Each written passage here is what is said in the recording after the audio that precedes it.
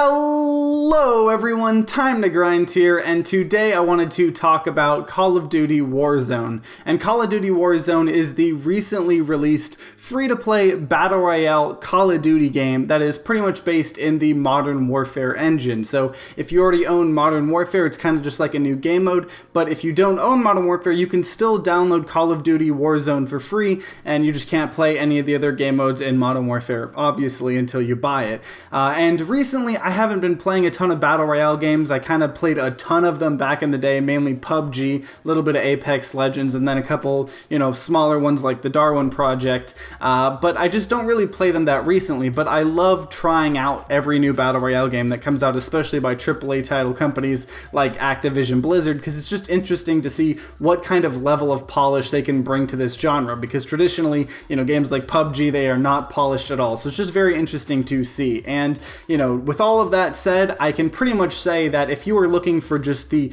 core, Battle Royale experience, Call of Duty Warzone is currently the best I think you can get. Obviously, if you like the hero aspect stuff, Apex Legends might still be the best. But if you're just looking for the best core experience, in my opinion, that is now Call of Duty Warzone. And, if you've played Blackout from Black Ops 4, it's kind of just an improvement of that. Black Ops 4 Blackout in itself was already pretty fun. I talked about it back in the day. And it's kind of just an improvement like that on a ton of different ways. And they also add a lot of really cool new features to the Battle Royale genre that I think helps a lot. And so just first of all, it has one of the best gunplays, same with Blackout, in Black Ops 4. Call of Duty has spent so long refining gunplay to something that feels really satisfying. So transferring that to a Battle Royale, kind of genre is no different. It feels so much better than playing like PUBG or other things, in my opinion, at least in terms of how smooth the gunplay works. On top of that, the game runs very smoothly, and the map layout is very interesting. It kind of promotes more medium and short range fights than you would normally expect from a Battle Royale, which is pretty cool. The loot system isn't superly overly complicated. You pretty much have armor, and you can just put up to 3 armor pieces on yourself to kind of put more armor on, and then you can get things like just in the Call of Duty system, so you can have your kind of ability, so whether it's a trophy system or like Dead Silence, if you've played Modern Warfare, you're familiar with it, and then obviously the guns and stuff like that. And so, first of all, I just want to talk about some of the really awesome features that they've added to the Battle Royale genre that I think help a lot. And first of all, I think the coolest thing that originally got me to download this game was the kind of prison system. I think it's called like the Gulag, or I don't know if I'm pronouncing that right, but the first time you die in every single Battle Royale game, you pretty much go to this prison, like you get captured, and you wait your turn and you 1v1 someone. And if you win your 1v1, you get sent back into the game. So you immediately start parachuting from pretty much above wherever your teammates are. So it's not like you have to fly in a plane again. It's pretty much, it knows where your teammates are because this is a team of 3. There's no soloing or anything like that. And so you automatically, teleport above your team, and then you got to parachute in. So you have to be careful of where you land because you have nothing, but you pretty much, if you can win that 1v1, you are guaranteed at least 1 free revive a game, and that is really cool. It's a just way to keep on, making people revive. And on top of that, if you die then and you don't win the 1v1, there's still chances for you to get revived, and I'll talk about that in a little bit.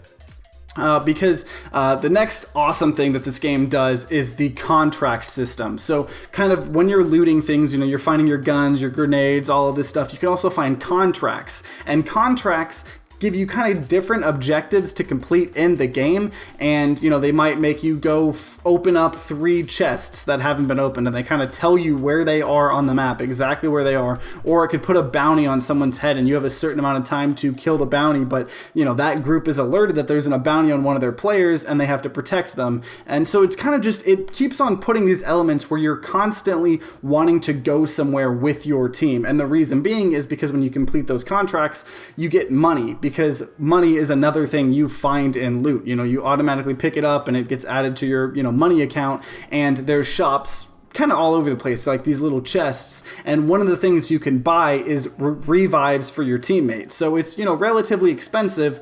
So you can't just keep on reviving your teammates over and over and over. You have to actually, kill people to pick up their money or find it in, areas that haven't been explored yet, but you can keep on reviving your teammates and then they'll teleport above you and stuff like that. And so, in older games like PUBG, if you're playing duos or squads, if you die, a lot of those times you don't really have a chance to come back. And so it's really boring because you're just out of the game. But in this, your first death, you go to the 1v1, so you might spend a little bit of time waiting. And that's really awesome because you can, punch other players. You also have 5 rocks to throw at the people doing 1v1s, and I think it does like 1 damage to them or something. So you can still interact a little bit with what's going on, but it's kind of just delaying, letting you have some time, letting your players, get further in the game. Then if you win your 1v1, you come back, and then if you die, even from there, you can still get revived infinite amount of times as long as your teammates are doing a good job and, getting money and then, risking it to go into these